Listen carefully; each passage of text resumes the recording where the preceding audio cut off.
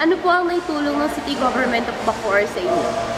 Actually po, malaki po yung natulong ng City Government of Bacoor sa amin, especially sa mga estudyante na katulad ko na nasusuportahan financially yung mga sa school, bilang estudyante.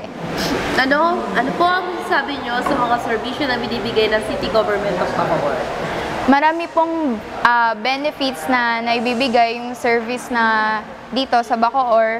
Maraming mahihirap or mga katulad kong estudyante, yun nga po, natutulungan ng serbisyo dito sa Bacoor. Ano po ang masasabi nyo sa Bacoor Government Center? Sabi ko lang po na malaki na po yung progress ng City of Bacoor and mas malinis na ngayon yung City of Bacoor. And masasabi ko rin po na isa siya sa pinakamagandang City Hall sa buong Cavite. Ano po yung mensahe nyo para sa City Government of Bacoor at Team Revilla? Sana po magpatuloy lang po sa pag-unlad yung City of Bacoor and marami pa pong matulungan. And para naman po sa Team Revilla, more power.